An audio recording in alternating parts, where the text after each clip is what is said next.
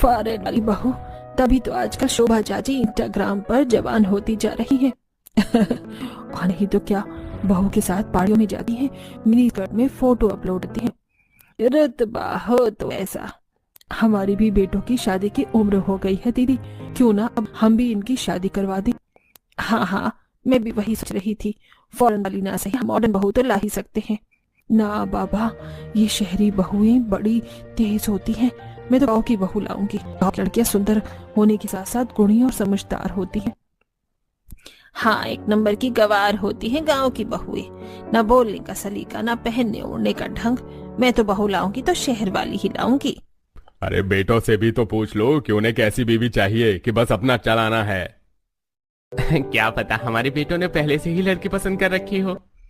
वैसे भी मम्मी, जमाना आप दोनों की सोच से ज्यादा तेज है। इसे अच्छा भैया से पूछ लोगी तो बेहतर होगा। वहीं शाम में जब चारों बेटे ऑफिस से घर आते हैं।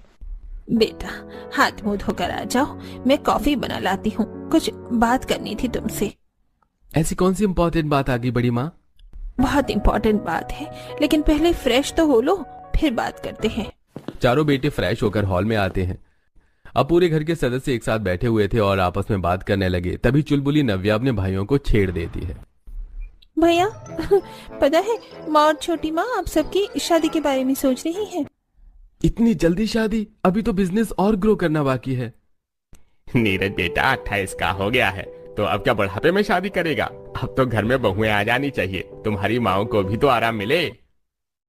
छोटा सा ही कह रहा है, अब शादी हो जाए तो बेहतर है। और हम सोच रहे हैं एक एक की शादी करने से अच्छा चारों की शादी एक साथ कर देते हैं। अब बच्चों तुम ही बताओ, तुमने कोई लड़की पसंद कर रखी है या फिर तुम्हारी माएं बहू पसंद करें? माँ, मुझे तो रीता पसंद है। लगता है भैया शादी के लिए मरे ही जा रहे थे। जैसे ही नीरज भैया की शादी होती अपनी बात रख देते। वैसे कौन है वो लड़की भैया? हाँ बेटा, कौन है ये रीता? माँ, मेरे ही कॉलेज में थी रीता। अभी वो एक एमएनसी कंपनी में मैनेजर है और उसके पापा शहर के बहुत बड़े लॉयर हैं। इसका मतलब है कि मेरे होने वाली बहू काफी मॉडर्न है। ये तो बढ़िया है, मैं तो राजी हूँ इस रिश्ते के लिए। अरे दीदी, पहले लड़की तो देख लो, ऐसे कैसे राजी हो? मुझे मेरे सूरज की पसंद पर भरोसा है। वो ऐसी वैसी लड़की से प्यार तो नहीं करेगा, और शादी तो कभी नहीं। पक्का रीता में कुछ खास है। अब तो बस नीरज के लिए लड़की देखनी है। मैंने तो मेरे मायके में बात की थी। मेरे ही गांव में 2 लड़कियां हैं, दोनों बहनें हैं। बड़ी ही गुणी और संस्कारी है। बेटा, तुम दोनों को कोई परेशानी तो नहीं है ना अगर मैं तुम्हारी शादी गांव की लड़की से करूं तो? माँ, आप कभी हमारा बुरा थोड़े ना सोचोगी। आप जो करोगी हमारे भले के लिए ही करोगी। हाँ, मुझे भी कोई प्रॉब्लम नहीं है गांव की लड़की से। अब हमें लड़कियों के बारे में इतना पता तो है नहीं। आप जो बहू चुनेंगी अच्छी ही होगी। और फिर क्या, अगले ही दिन मालती जी रायपुर की टिकट निकलवा लेती हैं और अपने मायके चली जाती हैं। और सुनीता जी किटी पार्टियों में लड़कियां खोजना शुरू कर देती हैं। अरे सुमित्रा बहन, तुम्हारी बुआ की बेटी तो काफी मॉडर्न है ना? हाँ, वो तो काफी मॉडर्न और रिच है। शहर के पॉश इलाके में बंगला है उनका। तो हम भी कम रईस थोड़ी ना है। मैं नीरज के लिए लड़की ढूंढ रही थी। क्यों ना तुम अपनी बुआ की बेटी की शादी की बात मेरे नीरज के लिए करो। अरे नेकी और पूछ पूछ, वो तो अपनी शनाया के लिए ऐसा ही घर ढूंढ रहे हैं। कल ही मैं बात करती हूँ उनसे। हाँ हाँ बहन, बढ़िया रहेगा अगर बात कर लोगी तो। बहन, अब तो थोड़ी किट्टी पर फोकस कर लो, सारे गेम हार रही हो। मैं तो लाइफ का गेम जीतना चाहती हूँ, इसके लिए छोटे गेम हारने भी पड़े तो क्या। जिसके बाद सुनीता जी अपनी सहेलियों के साथ किटी पार्टी में बिजी हो जाती हैं और मालती गांव में अपने बेटों के लिए लड़की ढूंढना शुरू कर देती हैं। अजी, मैंने जो 2 लड़कियों के बारे में बात की थी ना, बड़ी ही सुंदर और सुशील हैं। दोनों गरीब घर की हैं लेकिन संस्कारों में अमीर हैं। कल ही आप पूरी फैमिली लेकर आ जाओ, हम रिश्ता पक्का कर देते हैं। अगर प्रणीत और रोहन को लड़की पसंद आए तो। ठीक है, मैं आज ही सबको कह देता हूँ। पूरा परिवार लड़की देखता है और सुनीता जी को छोड़कर बाकी सभी को लड़कियां बहुत पसंद आती हैं। माँ, मुझे पुष्पा पसंद है। और मुझे मानवी। ये तो बढ़िया है। रमा जी और शालू जी, हमें रिश्ता मंजूर है। एक बार हम सूरज बेटे के लिए भी लड़की देख लें, फिर शादी का मुहूर्त तय करेंगे। हमें कोई परेशानी नहीं है बहन। अब तो हमारी पुष्पा और मानवी दोनों आपकी हुई। आप कभी भी ब्याह कर ले जाइए। ले जी मुंह मीठा करिए। और इस तरह प्रणीत और रोहन का रिश्ता पुष्पा और मानवी से तय हो जाता है। वहीं सुनीता जी भी सुमित्रा जी की रिलेटिव की बेटी शनाया से अपने बेटे सूरज का रिश्ता तय कर देती हैं। मैंने जैसी बहुएं चाही थी वैसी ही मिली हैं। अब तो बस जल्दी से जल्दी पंडित से मुहूर्त निकलवाओ और बहुएं घर आ जाएं। मैं कल सुबह ही पंडित जी से बात करता हूँ। जिसके बाद केशव जी पंडित जी से बात करके एक ही दिन चारों बेटों की शादी का मुहूर्त निकलवाते हैं और बड़े ही गाजे बाजे और धूमधाम के साथ चारों बेटों की शादी होती है। एक ही मंडप में चारों बेटे बहू फेरे ले रहे होते हैं। अमीर बहुएं हैवी लहंगा और ज्वेलरी पहने बहुत बढ़िया से सजी होती हैं, वहीं गरीब बहुएं साधारण से लहंगे में फेरे लेती हैं। इस तरह मालती जी गरीब बहुएं घर लाती हैं तो सुनीता जी अमीर बहुएं। सुनीता जी की बहुएं बड़े घर की थी, जिस कारण वो दहेज में ढेर सारा सामान और पैसे लेकर आती हैं।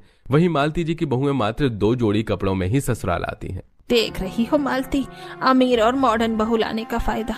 अमीर बहू लाने से देखो मेरा रुतबा अब डबल हो जाएगा।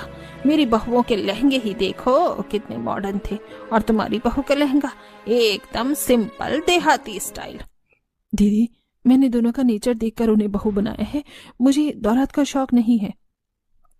कितना भी हो, लेकिन सबको शौक लगता है कि मेरी बहू जब ब्याह कराए तो कितना ले आए, और इसी से तो लोग देखकर तारीफ करते हैं। कोई तुमसे पूछेगा कि बहू दहेज में क्या लाई है तो क्या बताओगी कि 2 जोड़ी कपड़ों में आई है। लोग कितनी थू थू करेंगे। दीदी सही तो कह रही हैं। हाँ, मुझे भी ऐसा लग रहा है कि मैंने कोई गलती तो नहीं करती गरीब घर की बहू ब्याह कर। गलती ही तो की है। देखती नहीं मेरी बहू का कितना सामान मिला है। Fridge, AC, sofa, bed, car, washing machine, दहेज में लाखों रुपए। अगर तुम भी बहू लाती तो ये सब तुम्हें भी मिलता।